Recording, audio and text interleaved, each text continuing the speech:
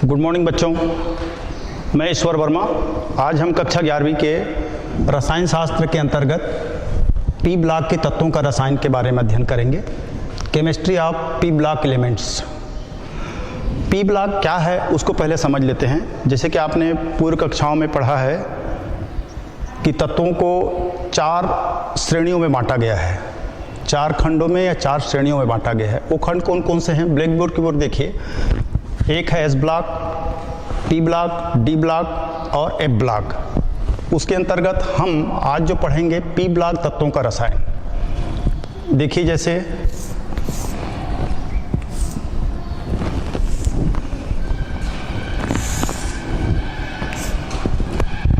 S block में समूह क्रमांक 1 और 2, और पी ब्लॉक में, ये पी ब्लॉक है, इसमें 3 से लेकर के 18 तक के तत्व आते हैं। और 13 से लेकर के 18 तक के तत्व आते हैं पी ब्लॉक में। और डी ब्लॉक में 3 से लेकर के 12 तक के तत्व आते हैं। तो ये हम पी ब्लॉक है। पी ब्लॉक में इस अध्याय के अंतर्गत हम समूह क्रमांक 13 और 14 समूह के बारे में पढ़ेंगे। सबसे पहले हम समूह क्रमांक 13 के बारे में आज देखते हैं विस्तार से। इस समूह में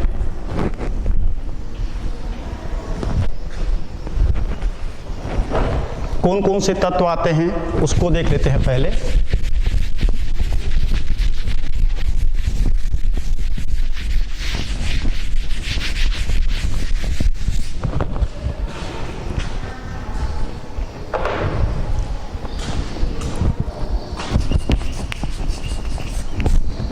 समूह 13 के तत्व: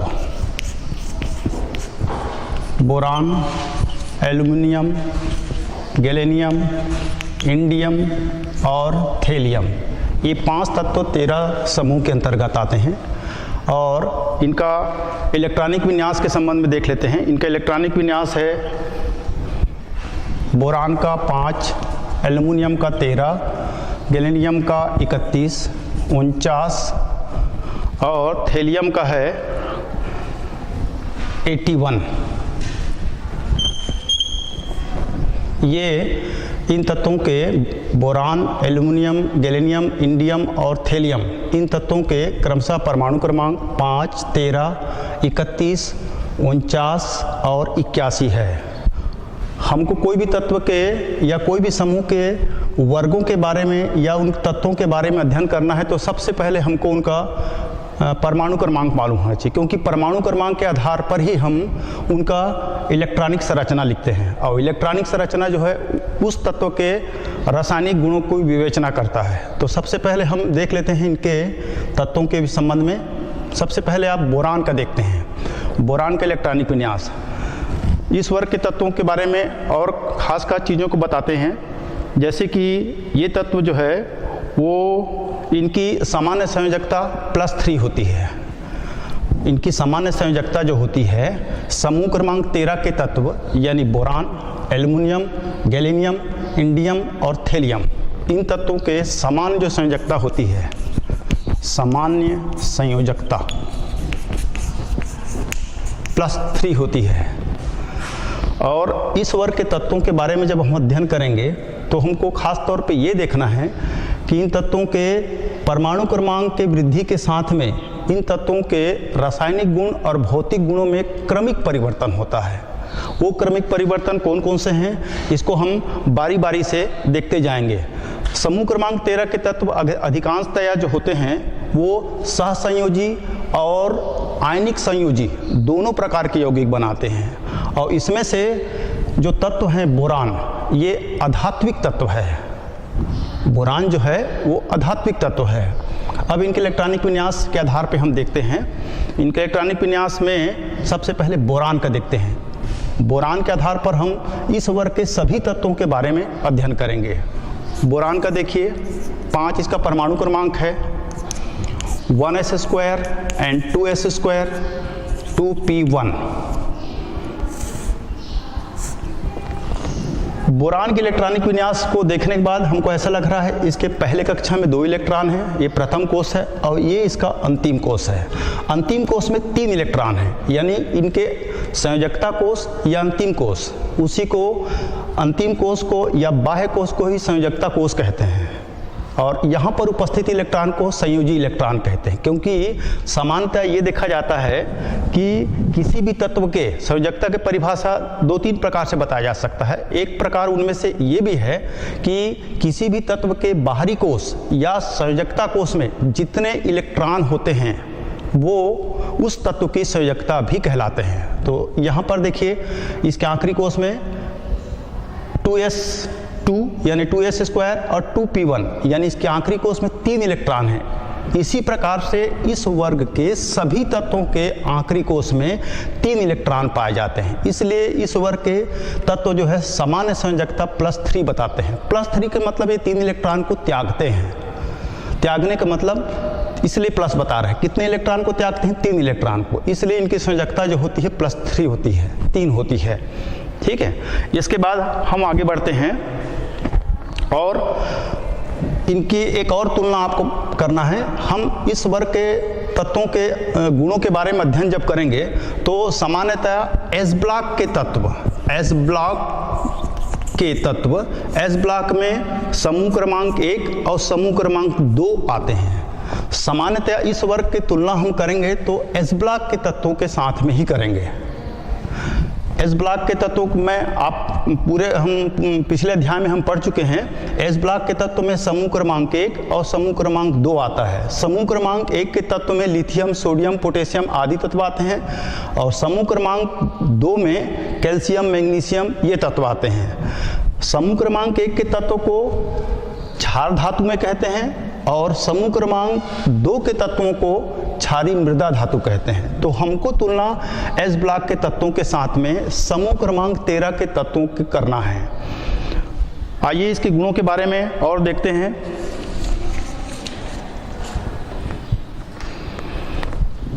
अब हम इसके बाद 13 समूह के तत्व में हम बोरान, एल्युमिनियम, गैलेनियम, इंडियम और थेलियम पढ़ रहे हैं। 13 समूह के तत्वों को बोरान परिवार भी कहा जाता है। अब बोरान परिवार क्यों कहते हैं? कोई भी वर्ग में जो पहला तत्व होता है वो उस वर्ग में पाए जाने वाले अन्य तत्वों के गुणों से भिन्न होता है, इसलिए जो पहला तत्व होता है उसको उस वर्ग के नाम से भी जाना जाता है। जैसे 13 समूह के तत्व में पहला तत्व है बोरान, इसलिए समूह क्रमांक 13 के तत्वों को बोरान परिवार भी कहा जाता है। क्यों कहा जाता है मैंने अभी आपको बताया, क्योंकि 13 समूह के तत्वों के गुण और बोरान के गुण में थोड़ी सी भिन्नता होती है। इस वर्ग में पाए जाने वाले अन्य तत्व जैसे एल्युमिनियम, गैलेनियम, इंडियम और थेलियम ये तत्व हैं, इनके गुण और बोरान के गुणों में सामान्यतः अंतर पाया जाता है। इसलिए इस वर्ग के तत्वों में या इसको समूह क्रमांक 13 के तत्वों को बोरान परिवार भी कहा जाता है। अब देखते हैं बोरान परिवार के आवर्ती गुणों में आवर्तिता, इसके आवर्ती गुण देखते हैं।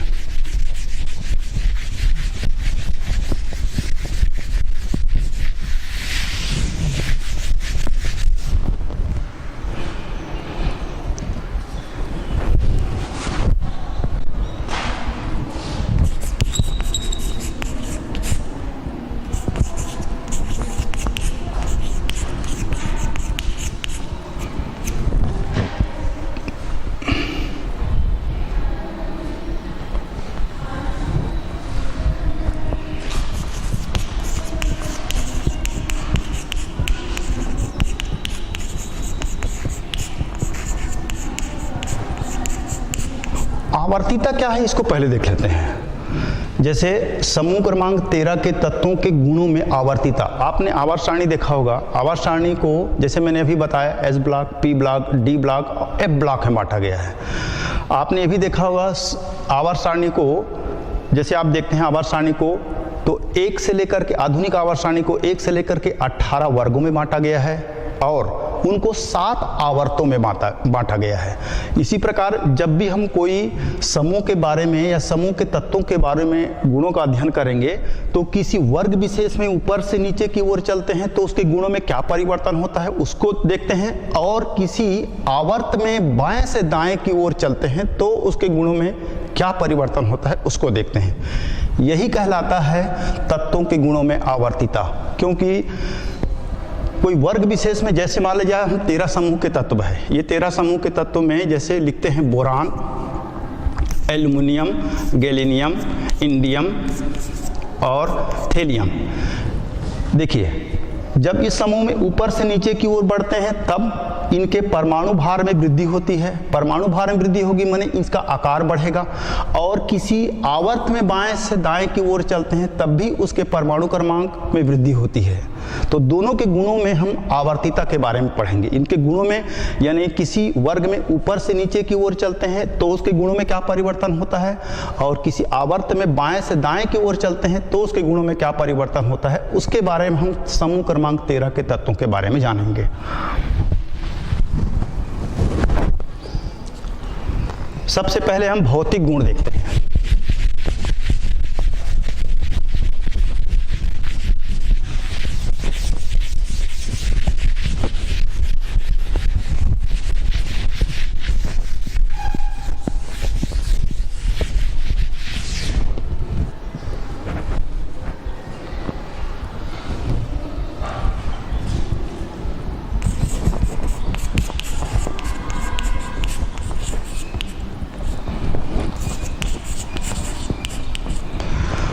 देखिए मैंने जैसे अभी पहले बताया आपको कि हम इस वर्ग के किसी खास वर्ग तत्वों के बारे में अध्ययन नहीं कर रहे हैं। हम इस वर्ग के समूह क्रमांक 13 के सभी तत्वों के सामान्य गुणों की चर्चा करेंगे। कोई एक तत्व के बारे में चर्चा नहीं कर रहे हैं। 13 समूह के तत्वों में जो जितने भी तत्व पाए जाते हैं, 5 तत्व पाए जाते हैं, इन 5 तत्वों के गुणों में सामान्य गुणों के बारे में चर्चा करेंगे, पूरे समूह के बारे में।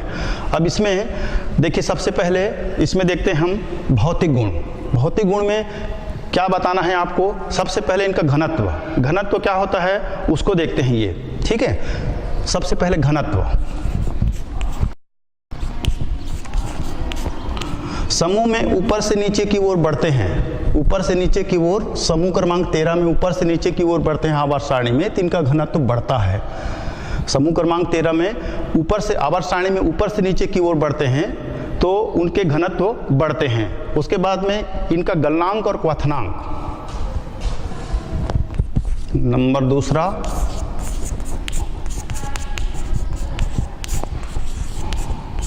गलनांक एवं क्वथनांक।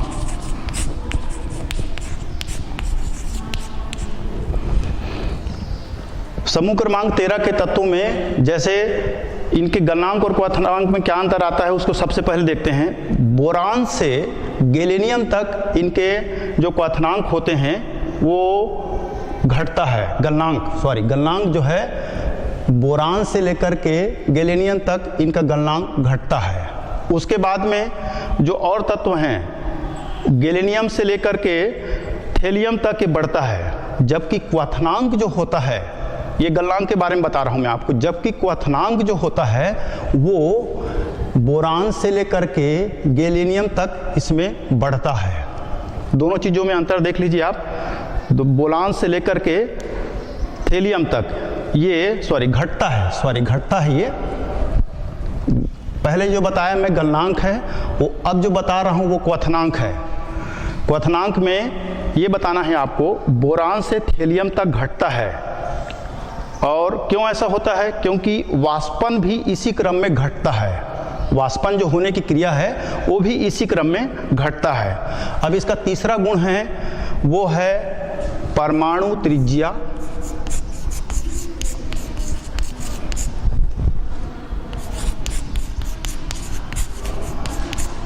व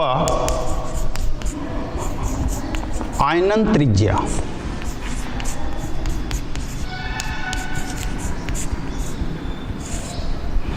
सबसे पहले आप ये जान लीजिए परमाणु त्रिज्या किसे कहते हैं। आपने इसके पहले वाले कक्षा में या इसके पहले वाले अध्याय में आपने पढ़ा होगा परमाणु त्रिज्या है क्या चीज़, किसको बोलते हैं, उसको पहले समझ लेते हैं। उसके बाद आयनन त्रिज्या को समझेंगे। उसके बाद फिर हम इस समूह क्रमांक, इस 13 समूह क्रमांक के तत्वों के परमाणु त्रिज्या और आयनन त्रिज्या के बारे में हम पढ़ेंगे, क्या होता है उसको देखते हैं। ये सबसे पहले आप ये देखिए, जैसे ये कोई एटॉमिक स्ट्रक्चर है,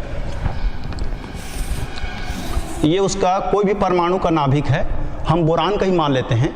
और बोरान के इलेक्ट्रॉनिक विन्यास जैसे है, आप देखिए, आप boron 5 1s² and 2s² 2p1, ये प्रथम कोष और ये अंतिम कोष, इसमें 2 ही कोष होते हैं। अब इसी के हिसाब से ये इनका परमाणु क्रमांक है 5। परमाणु क्रमांक के हिसाब से ही इलेक्ट्रॉनों का वितरण हुआ है। ये पहले कक्षा में, ये देखिए आप, ये पहले कक्षा में 2 इलेक्ट्रॉन हैं, ये 2 इलेक्ट्रॉन, और उसके बाद में ये अंतिम कोष है। अंतिम कोष में 3 इलेक्ट्रॉन हैं, 1 2 और ये 3।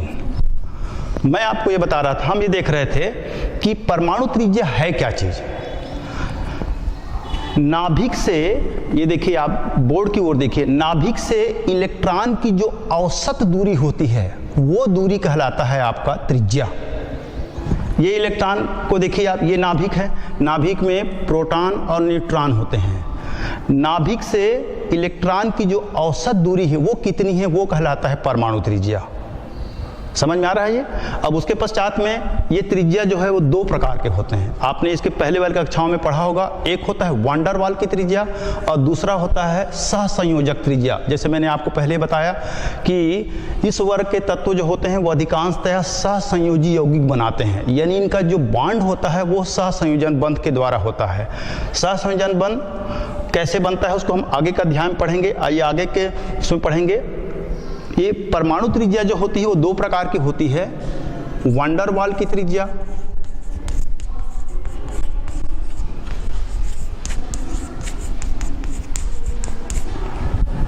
पहला, और दूसरा है सहसंयोजक त्रिज्या।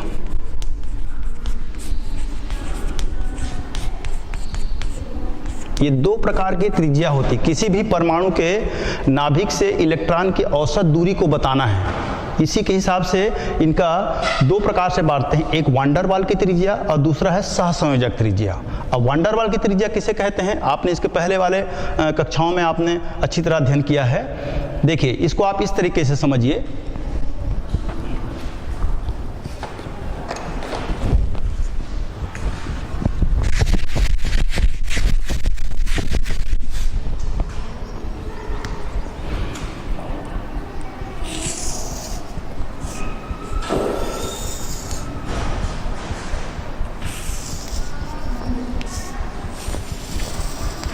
ये यहाँ पर आप 2 अणु देख रहे हैं, एक अणु ये है और उसका एक परमाणु ये है, और इसका दूसरा परमाणु ये है, और ये उसका नाभिक है। उसी प्रकार एक अणु ये है, इसका एक परमाणु ये है, उसका नाभिक ये है, और दूसरे परमाणु का नाभिक ये है। हम आपको ये बताने जा रहे हैं कि वान डेर वाल की त्रिज्या किसे कहते हैं, इसको आप समझ लीजिए। वान डेर वाल त्रिज्या किसे कहते हैं, किसी परमाणु के, देखिए ध्यान से आप, किसी परमाणु के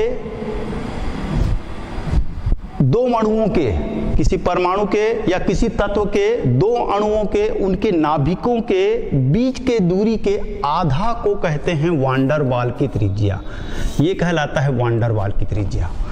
इस त्रिज्या को हम कहते हैं वान डेर वाल की त्रिज्या।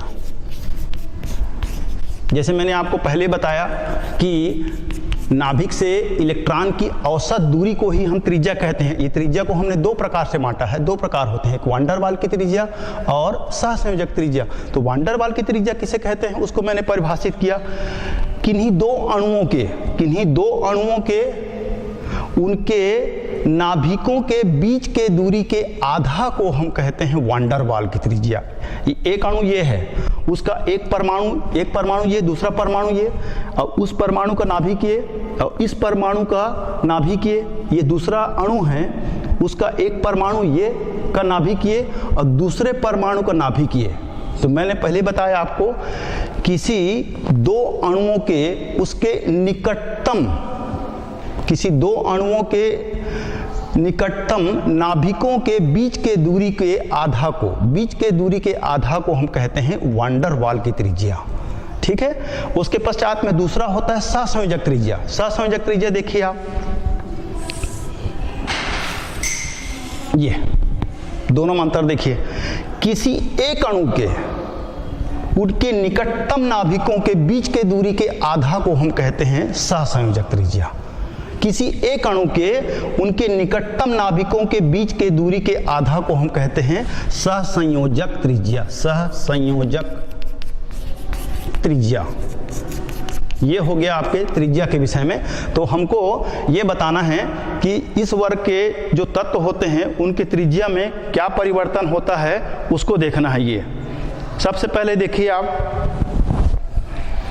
जैसे मैंने आपको पहले ही बताया कि इस वर्ग यानी समूह क्रमांक 13 के तत्वों का जो गुण है वो हमको समूह क्रमांक 1 यानी क्षार धातुएं जिसमें सोडियम पोटेशियम होता है, दूसरा समूह क्रमांक 2 जिसमें कैल्शियम मैग्नीशियम होते हैं, उससे तुलना करना है अपने को।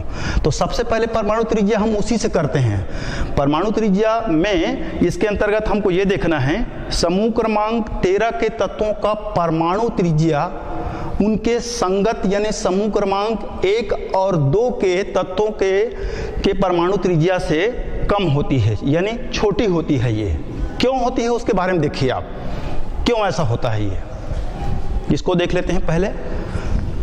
जैसे मैंने आपको बताया कि ये समूह क्रमांक 2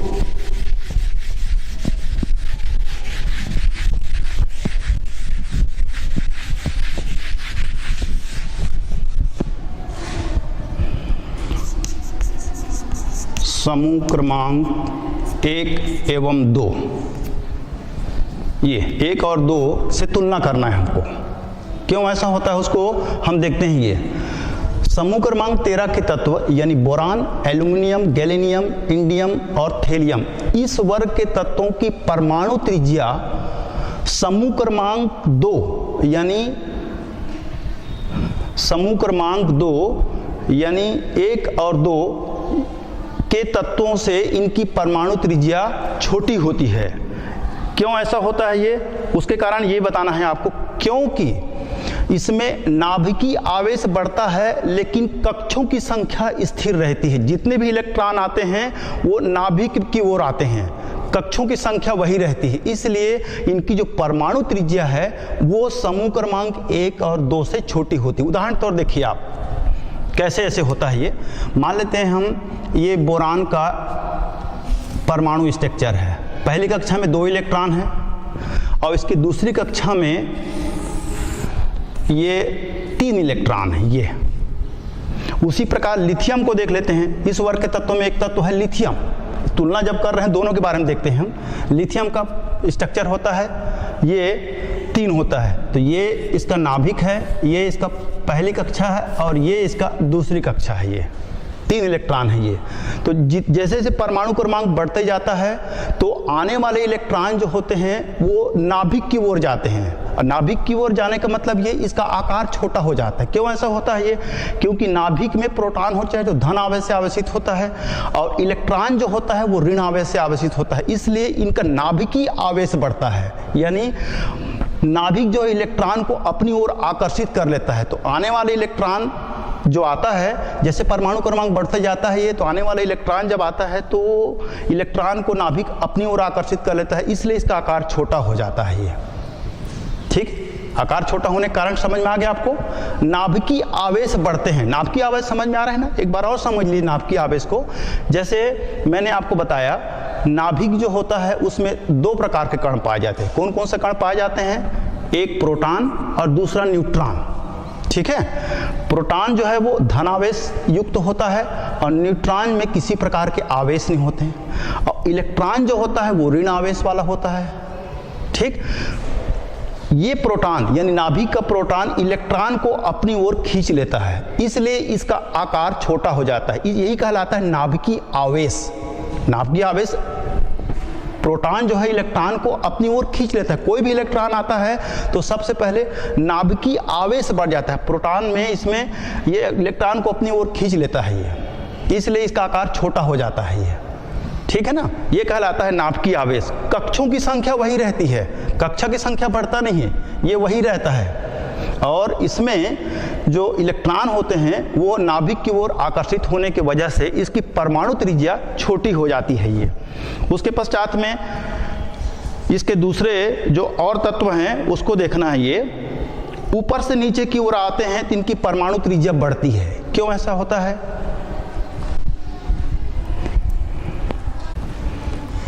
हाँ, हम देख रहे थे परमाणु त्रिज्या के बारे में। अब जैसे मैंने आपको बताया कि समूह क्रमांक 13 के तत्वों के परमाणु त्रिज्या समूह क्रमांक 1 और 2 यानी एस ब्लॉक के तत्वों से इसकी त्रिज्या कम होती है, यानी त्रिज्या इसकी छोटी होती है। अब इसमें ऊपर से नीचे की ओर आते हैं, किसी वर्ग में यानी समूह क्रमांक 13 में ऊपर से नीचे की ओर आते हैं तो इनकी परमाणु त्रिज्या बढ़ती है। क्यों बढ़ती है? क्योंकि परमाणु का भार बढ़ता है। परमाणु के भार बढ़ने की वजह से इनके कोषों यानी कक्षों की संख्या बढ़ती है। कोषों की संख्या मतलब ये संख्या बढ़ती जाती है। जैसे यहाँ पर देखिए बोरान में दो ही कक्षा है, यहाँ पर 1 और ये 2।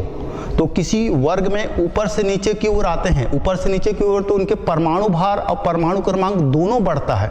दोनों बढ़ने की वजह से इनका परमाणु त्रिज्या बढ़ती है ऊपर से नीचे की ओर। जैसे मान लिया इसका 5 है, इसका 13 है, इसका 31 है, इसका 49 है और इसका 81 है। देखिए ये परमाणु क्रमांक बढ़ रहा है ना। परमाणु क्रमांक के आधार पर ही हम इलेक्ट्रॉनों को वितरण करते हैं। तो परमाणु क्रमांक बढ़ा है तो कक्षों की संख्या बढ़ेगी, कक्षों की संख्या बढ़ेगी तो नाभिक से इलेक्ट्रॉन की दूरी बढ़ेगी, नाभिक से इलेक्ट्रॉन की दूरी बढ़ेगी तो उसकी परमाणु त्रिज्या बढ़ जाएगी।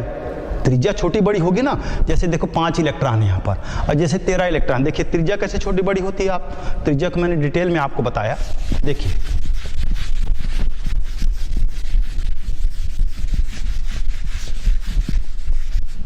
कोई भी तत्व के बारे में डिटेल में जानना है तो हमको सबसे पहले उस तत्व के इलेक्ट्रॉनिक विन्यास के बारे में भी जानना होगा। इलेक्ट्रॉनिक विन्यास कैसे होता है? कोई भी तत्व के इलेक्ट्रॉनिक विन्यास उसके परमाणु क्रमांक के आधार पर इलेक्ट्रॉनों का वितरण होता है। जैसे वितरण करके बता रहे हैं, जैसे आप देखिए ये बोरान है, बोरान का 5 होता है 1s²। इसको 5 को बांटना है, कक्षों में वितरण करना है। आपने 11वीं क्लास में पढ़ा होगा पाउली का नियम, अपवर्जन का नियम, हुंड का नियम। तो ये इलेक्ट्रॉनों का वितरण होता है। इसी प्रकार से पूर्व कक्षाओं में 10वीं में पढ़ा होगा आपने, ठीक है ना। 1s², 2s², 2p1। ये देखिए यानी इसमें 2 कक्ष हैं। एक कक्षा एक ये है और दूसरा ये है। ये बाहरी कोष कहलाता है, ये संयोजी कोष भी कहते हैं इसको। और उसी प्रकार एल्युमिनियम का लिखते हैं। देखिए आप ऊपर से नीचे की ओर आते हैं। ऊपर से नीचे की ओर आना मतलब ऐसे आना, ऐसे आना मतलब बोरान, एल्युमिनियम, गैलेनियम, इंडियम और थेलियम। ये देखिए परमाणु क्रमांक बढ़ रहा है 5, 13, 31, 49, 81, ये बढ़ रहा है ये। अब एल्युमिनियम का देखिए, इसी आधार पर इलेक्ट्रॉनों को वितरण कर देते हैं। एल्युमिनियम का कौन से कक्षा में कौन इलेक्ट्रॉन, कितने इलेक्ट्रॉन रहेंगे? 1s², 13 को बांटना है इसमें। ये परमाणु क्रमांक 13 को बांटना है। 2s², 2p6, 3s², 3p कितने हो गए? 6, 2, 8, 2, 10, 10, 2, 12 और ये 13। ये देखिए ये पहली कक्षा, ये दूसरी कक्षा, ये तीसरी कक्षा। 6, 2, 8, 2, 10 और 3, 13। देखिए इसको अभी एटॉमिक स्ट्रक्चर के रूप में देखें आप। देखिए आप इस प्रकार से पहले इसका देख लीजिए, बोरान का। ये बोरान का नाभिक, ये इसमें 2 कक्षा हैं, 1 और ये 2। और उसके बाद में ये इसकी तीसरी कक्षा हो गई, 1, 2 और ये 3। इसी प्रकार एल्युमिनियम को बनाइए आप। जितने यहाँ पर दिया हुआ है उसको एटॉमिक स्ट्रक्चर के रूप में हमने बना दिया। ब्लैक बोर्ड की ओर देखो इधर। ये पहली कक्षा में 2 इलेक्ट्रॉन हैं, दूसरी कक्षा में 3 इलेक्ट्रॉन हैं, 1, 2, 3, ठीक है। अब इसी प्रकार एल्युमिनियम को बताते हैं। एल्युमिनियम का जैसे ये इसका नाभिक हो गया, ये इसके पहली कक्षा में 2 इलेक्ट्रॉन, दूसरी कक्षा में 8 इलेक्ट्रॉन हैं, 1, 2, 3, 4, 5, 6, 7, ये 8 और ये तीसरी कक्षा हो गई। 1, 2 और ये 3। देखिए त्रिज्या बढ़ गई ना इसकी इसमें 2 कक्ष हैं, 2 ही कक्षा हैं। इसकी त्रिज्या छोटी है, इसकी त्रिज्या बढ़ गई इसमें 1, 2, 3। इसी प्रकार कक्षा बढ़ते जाएंगे, कक्षा बढ़ेंगे तो नाभिक से इलेक्ट्रॉन की दूरी बढ़ते जाएगी। जो नाभिक से इलेक्ट्रॉन की दूरी बढ़ेगी तो त्रिज्या भी बढ़ते जाएगी। इसीलिए इस वर्ग में यानी समूह क्रमांक 13 में ऊपर से नीचे की ओर आते हैं, आवर्त सारणी में ऊपर से नीचे की ओर आते हैं तो इनकी परमाणु त्रिज्या बढ़ती जाती है। क्योंकि परमाणु त्रिज्या बढ़ने से, क्योंकि परमाणु क्रमांक और परमाणु भार दोनों बढ़ रहे हैं, इसलिए नाभिक से इलेक्ट्रॉन की दूरी बढ़ती जाती है। ये उसके पश्चात में इसके परमाणु त्रिज्या के बारे में देखते हैं। यहाँ पर देखने वाली बात यह है, देखिए ध्यान से, जैसे कि हमने कहा कि समूह क्रमांक 13 में ऊपर से आवर्त सारणी में ऊपर से नीचे की ओर आते हैं तो परमाणु त्रिज्या बढ़ती है, ठीक है। लेकिन यहाँ पर एल्युमिनियम से गैलियम की त्रिज्या कम होती है। ध्यान से देखिए आप, इसकी बढ़नी चाहिए ना, इसकी त्रिज्या गैलियम की त्रिज्या एल्युमिनियम से कम होती है, माने इसकी त्रिज्या छोटी होती है, जबकि बढ़ना चाहिए। इसका परमाणु क्रमांक 13 है, इसका 31 है, परमाणु भार बढ़े हुए हैं। उसका कारण बताना है आपको, क्यों ऐसा होता है। इसकी त्रिज्या बढ़नी चाहिए ना। जैसे मैंने आपको बताया कि ऊपर से आवर्त सारणी में ऊपर से नीचे की ओर आते हैं तो परमाणु त्रिज्या बढ़ती है। क्यों बढ़ती है? परमाणु का आकार बढ़ता है, यानी इनके परमाणु भार और परमाणु क्रमांक बढ़ते हैं। लेकिन गैलियम की त्रिज्या जो है वो एल्युमिनियम से कम होती है, जबकि ज़्यादा होनी चाहिए। क्यों ऐसा होता है ये? उसका कारण ये है, इसको 2 चीज़ों को और नया समझना है आपको। इसका कारण ये है क्योंकि इसमें गैलियम में d ऑर्बिटल्स भरे होते हैं और d ऑर्बिटल्स पूरी तरह भरे होते हैं और इसके कारण इसका नाभिकीय आवेश जो है बाह्य इलेक्ट्रॉनों पर ठीक ढंग से प्रभावी नहीं हो पाते, ठीक ढंग से परिलक्षित नहीं हो पाते, शील्डिंग इफेक्ट नहीं हो पाता ये। इसलिए इसके परमाणु त्रिज्या जो है एल्युमिनियम से कम होती है। अब देखो ध्यान से आप, ऐसा क्यों होता है? इसमें परिरक्षण प्रभाव बताया है, जिसको अंग्रेजी में शील्डिंग इफेक्ट कहते हैं। शील्डिंग इफेक्ट, परिरक्षण प्रभाव, इसको समझ लीजिए आप।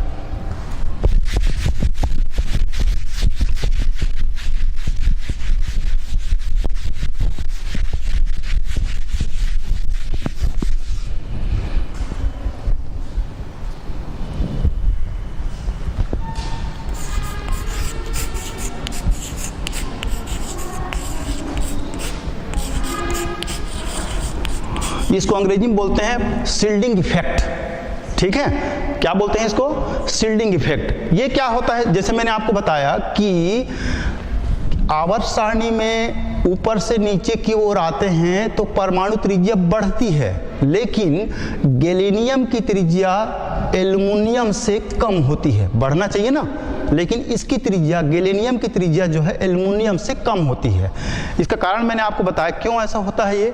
उसका कारण, पहला कारण ये है क्योंकि गैलियम में d ऑर्बिटल्स पूरे भरे हुए होते हैं। इसका d ऑर्बिटल्स यानी d कक्षक जो होता है पूरे भरे हुए होते हैं और इलेक्ट्रॉन नाभिक के बाह्य इलेक्ट्रॉनों पर आकर्षण प्रभावी ढंग से नहीं हो पाता है ये, इसलिए इसका आकार छोटा हो जाता है। वो कैसे होता है? परिरक्षण प्रभाव के कारण। परिरक्षण प्रभाव क्या होता है उसको देख लीजिए आप। क्या होता है? कोई भी, जैसे आप इसको देख लीजिए आप, परिरक्षण प्रभाव क्या है? अंग्रेजी में इसको शील्डिंग इफेक्ट कहते हैं, जिसके कारण गैलियम की त्रिज्या एल्युमिनियम से कम है, ठीक है। एक कारण बताया, इसका बताया गया, मैंने आपको बताया क्योंकि इसके d ऑर्बिटल्स, गैलियम के d ऑर्बिटल्स पूरे भरे हुए हैं और साथ में इसका परिरक्षण प्रभाव जो है वो कम होता है। कैसे परिरक्षण प्रभाव कम होता है? क्या कारण है? जैसे देखिए आप, आने वाले इलेक्ट्रॉन जो होते हैं, देखिए ध्यान से, आने वाले इलेक्ट्रॉन जो होते हैं वो ये नाभिक का, ध्यान से देखिए, नाभिक का इलेक्ट्रॉन के प्रति आकर्षण अधिक होता है, लेकिन ज्यों ज्यों परमाणु भार बढ़ते जाता है नाभिक से इलेक्ट्रॉन की दूरी बढ़ती जाती है, तो बाह्य कोश में नाभिक का आकर्षण कम रहता है। बातें समझ में आ रही है ना? ध्यान से सुन लीजिए एक बार और। नाभिक जो है वो इलेक्ट्रॉन को अपनी ओर आकर्षित करता है, ठीक है। जो इलेक्ट्रॉन आते हैं ये नाभिकीय आकर्षण कहलाता है, ये नाभिकीय आवेश कहलाता है ये। लेकिन जब इलेक्ट्रॉन आते हैं तो इसके बाह्य कोश में नाभिक का प्रभाव यानी नाभिकीय प्रभाव कम होते जाता है। ये नाभिक का प्रभाव बाह्य कोश में इलेक्ट्रॉनों पर कम होते जाता है, इसलिए इसका आकार बढ़ते जाता है। लेकिन गैलियम में वही स्थिति रहती है। गैलियम में नाभिक का आवेश जो है वो बरकरार रहता है, ये इस पर प्रभाव कम होता है, इसलिए एल्यूमिनियम की अपेक्षा गैलियम की त्रिज्या कम होती है ये। ठीक है, दो चीज़ें बताया आपको, परिरक्षण प्रभाव। अब उसके बाद में इसका जो अगला पॉइंट है वो है, हाँ एक और चीज़ बताना है आपको,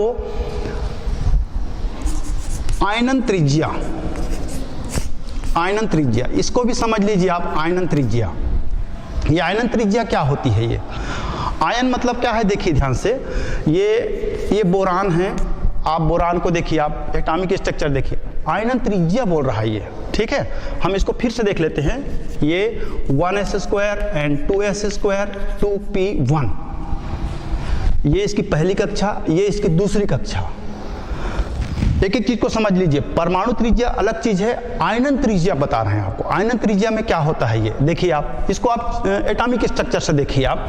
ये बोरान का नाभिक है, हमें बोरान का एटॉमिक स्ट्रक्चर बता रहे हैं। ये बोरान का पहली कक्षा है, 2 इलेक्ट्रॉन। ठीक, ये इसकी दूसरी कक्षा हो गई जिसमें 3 इलेक्ट्रॉन हैं। ठीक है, 3 इलेक्ट्रॉन हो गए। आयनन मतलब क्या होता है? यदि किसी परमाणु से इलेक्ट्रॉन का निकलना या इलेक्ट्रॉन का जुड़ना या इलेक्ट्रॉन का आना, वो कहलाता है आयन। जैसे मान लीजिए ये बोरान है, ये बोरान है। ठीक है, ये सामान्य अवस्था में ये उदासीन है। ठीक है, अब उसके बाद में यहाँ से एक इलेक्ट्रॉन निकलेगा तो ये कहलाएगा आपका B1+। दूसरा इलेक्ट्रॉन निकलेगा, ये यहाँ पर ये, तो ये B1+2 कहलाएगा ये। तीसरा इलेक्ट्रॉन निकलेगा तो ये 3 हो जाएगा। ये 3 इलेक्ट्रॉन बारी बारी से निकल गए तो ये कहलाता है, ये त्रिज्या छोटी हो गई ना, तो ये कहलाएगा आयनन त्रिज्या। ठीक है, दोनों बातें समझ में आ रहा है? क्योंकि ये जब किसी परमाणु को इलेक्ट्रॉन देता है तो देगा मतलब प्लस में होगा, वो प्लस में होगा ना, तो देगा तो इसमें इलेक्ट्रॉन कम हो जाएंगे, 2 इलेक्ट्रॉन हो जाएगा तो इसकी त्रिज्या कहलाए, त्रिज्या छोटी हो जाएगी। यहाँ से 3 इलेक्ट्रॉन निकल जाएंगे तो इसकी त्रिज्या 2 इलेक्ट्रॉन बचेंगे, तो ये कहलाता है आयनन त्रिज्या। ठीक है, जब किसी परमाणु से इलेक्ट्रॉन निकल जाता है तो वो उस परमाणु का आयनन त्रिज्या कहलाता है। ठीक, समझ में आ गया? दोनों चीजें समझ में आ गया। इलेक्ट्रॉन का जुड़ना और निकलना वो आयनन में बदलता है। ये ऋण आवेश वाले जितने होते हैं, जैसे chlorine, fluorine, bromine, iodine, electron को ग्रहण करते हैं तो ऋण आवेश वाले होते हैं। लेकिन ये धन आवेश वाले हैं ये, तो इस सूरत में यहाँ से इलेक्ट्रॉन निकलते हैं तो 3 इलेक्ट्रॉन बारी बारी से निकल जाते हैं, इसकी त्रिज्या छोटी हो जाती है। ये कहलाता है आयनन त्रिज्या। ठीक है, दोनों चीज आप समझ में आ गया, परमाणु त्रिज्या, आयनन त्रिज्या। इसके बाद आते हैं हम आयनन ऊर्जा। सबसे महत्वपूर्ण भाग इसका भौतिक गुण में आयनन ऊर्जा है, उसको देख लेते हैं हम। आयनन ऊर्जा क्या होता है?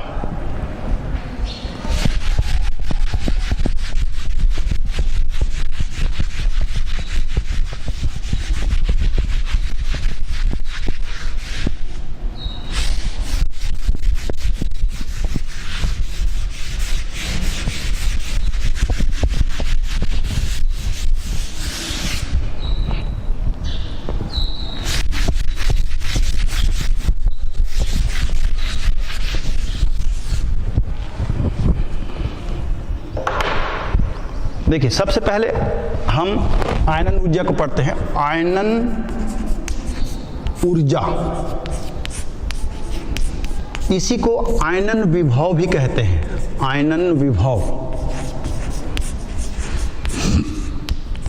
ये देख लीजिए, पहले आप इसको समझ जाइए, फिर इसके बाद में इस वर्ग के आयनन ऊर्जा में क्या प्रभाव पड़ता है उसको समझ लेते हैं हम। ठीक है, किसी भी परमाणु के बाह्य कोश से इलेक्ट्रॉन को निकालने के लिए दी गई आवश्यक या ली गई आवश्यक ऊर्जा की मात्रा को आयनन ऊर्जा कहते हैं। इस इलेक्ट्रॉन को निकालना है तो हमको ऊर्जा लगानी पड़ेगी। पहला इलेक्ट्रॉन निकलेगा तो प्रथम आयनन ऊर्जा कहलाएगा, दूसरा इलेक्ट्रॉन निकलेगा द्वितीय आयनन ऊर्जा कहलाएगा, तीसरा इलेक्ट्रॉन निकलेगा तृतीय आयनन ऊर्जा कहलाएगा। तो किसी भी परमाणु के उसकी कक्षक से या कक्ष से इलेक्ट्रॉन को निकालने के लिए ऊर्जा देनी पड़ती है। तो किसी भी परमाणु के बाह्य कोश में उपस्थित इलेक्ट्रॉन को निकालने के लिए ली गई या दी गई आवश्यक ऊर्जा की मात्रा को आयनन ऊर्जा कहते हैं। यही आयनन विभव भी कहलाता है। इसकी इकाई है इलेक्ट्रॉन वोल्ट, ईवी से इसको व्यक्त करते हैं, ईवी से इसको व्यक्त किया जाता है। अब उसके बाद में आयनन ऊर्जा को देखते हैं क्या होता है इसमें, ध्यान से देखते हैं। ये देखिए 13 समूह के तत्वों का आयनन ऊर्जा समूह क्रमांक 1 और 2 यानी एस ब्लॉक के तत्वों से इसकी आयनन ऊर्जा कम होती है। दोनों बातें समझ में। अब क्यों कम होती है उसको हम बारी बारी से देखते हैं। ये पहले आप समझ लीजिए कि समूह क्रमांक 13 के तत्वों का आयनन ऊर्जा उसके संगत समूह यानी समूह क्रमांक 1 और 2 के तत्वों से इसकी आयनन ऊर्जा कम होती है। अब क्यों कम होती है उसको भी देख लेते हैं। ऐसा क्यों होता है ये उसको देखते हैं। ये कम होने के पीछे क्या कारण है ये उसके पीछे देखते हैं अपन। ध्यान से देखिए आप, हम तुलना कर रहे हैं एस ब्लॉक के तत्वों के साथ में, ठीक है। देखिए ध्यान से आप, यहां पर बोरान का इलेक्ट्रॉनिक विन्यास लिखा हुआ है। इलेक्ट्रॉनिक विन्यास को देखिए। मैंने आपको पहले बताया कि इलेक्ट्रॉन को निकालने के लिए उसके कक्ष से निकालने के लिए ऊर्जा लगानी पड़ती है। उस ऊर्जा को हम क्या कहते हैं, आयनन ऊर्जा, ठीक है। लेकिन ये कक्ष में जो इलेक्ट्रॉन हैं वो स्थायित्व को प्राप्त करने वाले होते हैं। देखिए ध्यान से आप, आपने किसी भी परमाणु के स्थायित्व 3 प्रकार से होती है। कैसे 3 प्रकार से, ये देखिए आप पहले इसको समझ जाइए, फिर ऊर्जा को हम ध्यान से समझेंगे। ये देखिए, ये एस, पी, डी और एफ, ठीक है। इतने ब्लॉक में हम तत्वों को बांटे हैं। एस की अधिकतम क्षमता है, इस कोश की अधिकतम क्षमता है इलेक्ट्रॉन की 2 की, और इसकी अधिकतम क्षमता है 6 की, इसकी अधिकतम क्षमता है 10 की, और इसकी अधिकतम क्षमता है 14 की, ठीक है। इस प्रकार इसको देखिए आप, ये देखिए, ये इसके सब ऑर्बिटल, इसको समझ लीजिए आप ध्यान से पहले। ये देखिए, ये उपकोश कहलाते हैं। उपकोश में 2 इलेक्ट्रॉन हो सकते हैं ऐसा।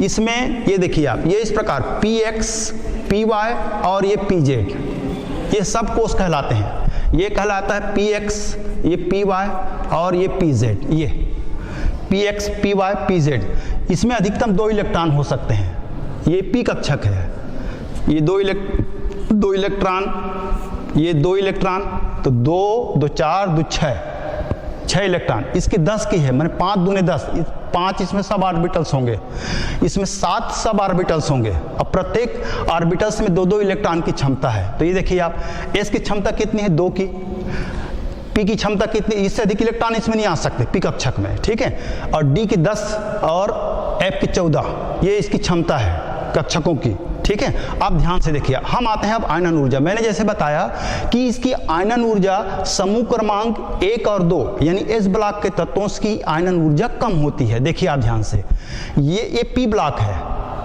पी ब्लॉक है ना, पी ब्लॉक, ये पी कक्षक है, पी कक्षक में 1 इलेक्ट्रॉन है, ठीक है। अब इसके स्थायित्व को भी समझ लेते हैं। देखिए ध्यान से आप, कोई भी इलेक्ट्रॉन अपनी सब ऑर्बिटल्स में स्थायी कब रहता है, वो ध्यान से देखिए।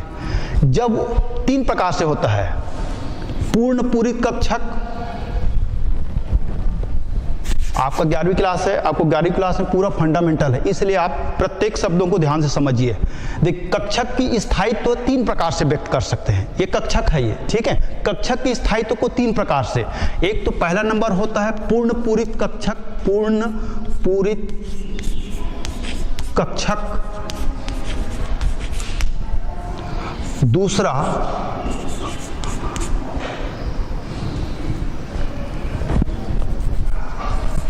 अर्ध पूरित कक्षक, और तीसरा है आंशिक पूरित कक्षक, आंशिक पूरित कक्षक, ये, ठीक है। देखिए ध्यान से आप, पूर्ण पूरित कक्षक किसे कहेंगे? देखो ब्लैक बोर्ड की ओर देखिए, जैसे एक एस कक्षक है, ये पूरा भरा हुआ है, ये पूर्ण पूरित कहलाएगा। ये पी कक्षक है जिसकी क्षमता है 6 की, ये पूर्ण पूरित कहलाएगा। ठीक है, ऐसे में के इलेक्ट्रॉन को, ऐसे कक्षकों के इलेक्ट्रॉन को जो पूर्ण पूरित है, जैसे इसकी क्षमता 2 की है एस की, और पी की क्षमता 6 की है, ये पूर्ण पूरित हो गए। ये डी के कक्षक के 10 की है, यदि पूरा 10 के 10 है वो पूर्ण पूरित कहलाए। ऐसे कक्षकों के इलेक्ट्रॉन को निकालने के लिए ज्यादा ऊर्जा का आवश्यकता पड़ती है, यानी उसके आयनन ऊर्जा का मान ज्यादा होता है। समझ में आ गया? जैसे मान लिया जाए, ये देखिए आप, ये पूर्ण पूरित कहलाती है, ये सब पूर्ण पूरित है। दो एस कक्षक के 2 इलेक्ट्रॉन और पी कक्षक में पूरे 6 इलेक्ट्रॉन है, P X P Y P Z में, तो ये कहलाता है पूर्ण पूरित। यहाँ के इलेक्ट्रॉन को निकालने के लिए हमको ज़्यादा ऊर्जा की आवश्यकता पड़ती है, ज़्यादा ऊर्जा लगानी पड़ती है, तो ये कहलाता है पूर्ण पूरित। हाँ बच्चों, अब देखिए आज के अध्याय में हमने क्या क्या पढ़ा है। समूह क्रमांक 13 के तत्वों, इस चीज़ को हम पी ब्लॉक के तत्व कहते हैं, पी ब्लॉक के तत्वों के रसायन के संबंध में हमने कुछ इसके समूह क्रमांक 13 के तत्व में बोरान, एल्युमिनियम, गैलेनियम, इंडियम आदि तत्व हैं, इसके भौतिक गुणों की चर्चा हमने आज किया है। अगले अध्याय में इसके आगे भौतिक गुणों और रासायनिक गुणों की चर्चा करेंगे। धन्यवाद।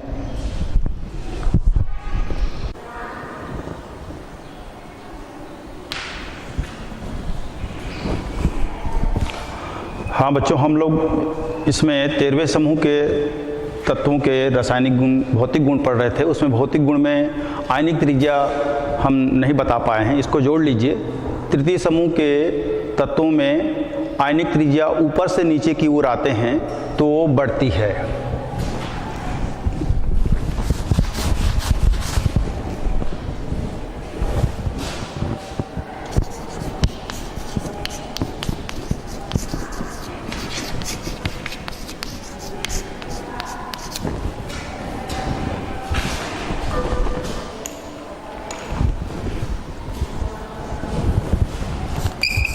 तेरहवें समूह में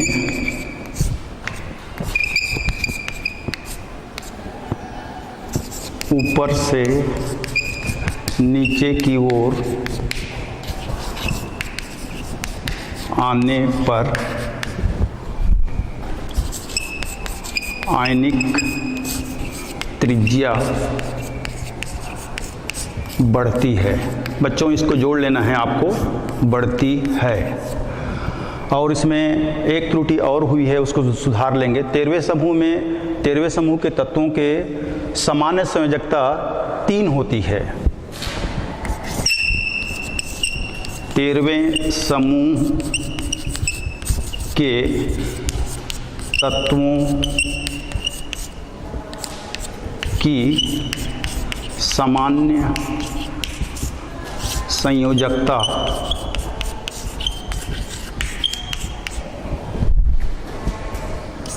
3 होती है, क्योंकि इसके आखिरी कोष में 3 इलेक्ट्रॉन हैं। इसको हमने पहले +3 बताया था, बल्कि वो +3 ना होकर के 13वें समूह के तत्वों की सामान्य संयोजकता 3 होगी। इसको सुधार लीजिए बच्चों।